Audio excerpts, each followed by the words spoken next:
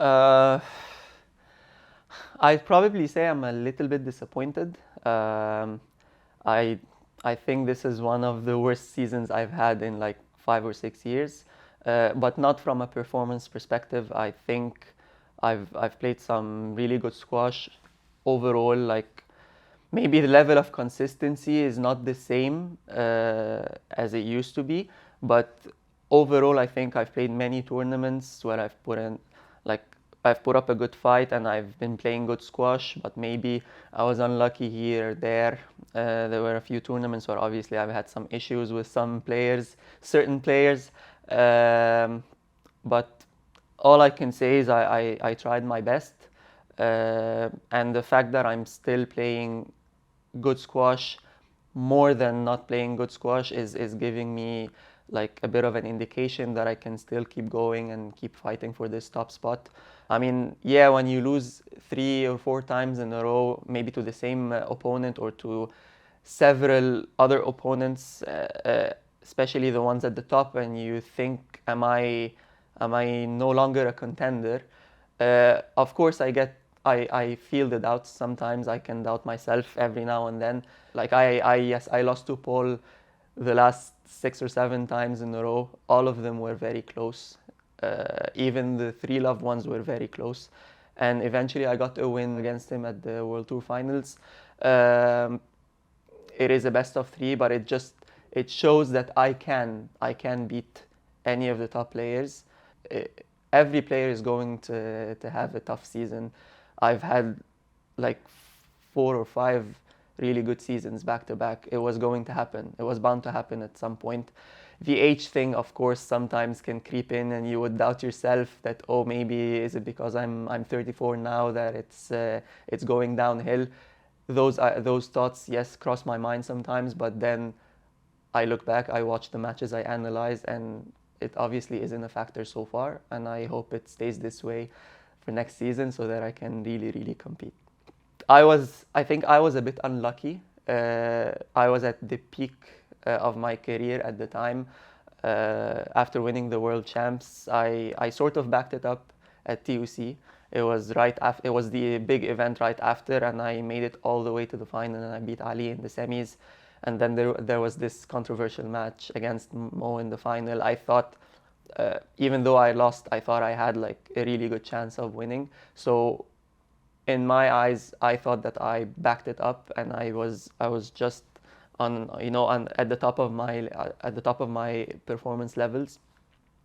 But then the very unfortunate thing that happened was COVID. It came at the wrong time for me. I was at the peak of my career. I was 32 years old. I needed to make the most out of this period. And then when we stayed home for 6 months, and Raneem retired, and then she got pregnant, I was like, so much has changed in my life all of a sudden. I lost that momentum that I had. I lost my hunger and desire to achieve more. When we came back to the tour, I almost didn't want to come back. You wouldn't imagine what 6 months can do to you when you have a completely different lifestyle than the one you're used to. Um, and that's also one thing I'm really proud of, that I had to fight so hard to come back from almost wanting to retire and get to where I am. It took me a while, like the entire 2019, is it 2020, 2021 season, I was struggling mentally like never before, and it was just all about me getting back my hunger and desire. Especially the match with Paul Cole at the World Champs. I did not expect that I can push this hard for that long. It unlocked a bit of, you know, unlocked some of the barriers that probably were in my head.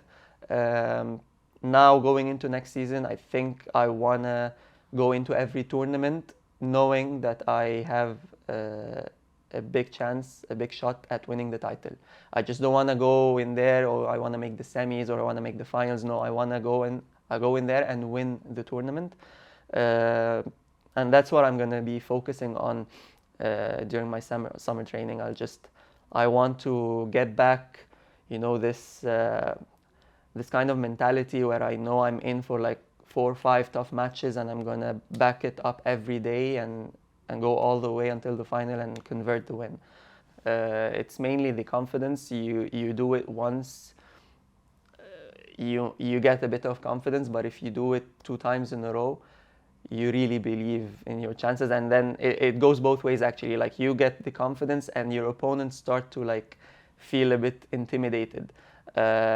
So I could sense it when I was making every semi-final and every final of all the tournaments. Like, I had like 2 years, I think 2018 and 2019, where I almost made every single semi-final at least, and a lot of finals as well, which a few of them were converted into title wins. I could feel it, like I was cruising through the rounds.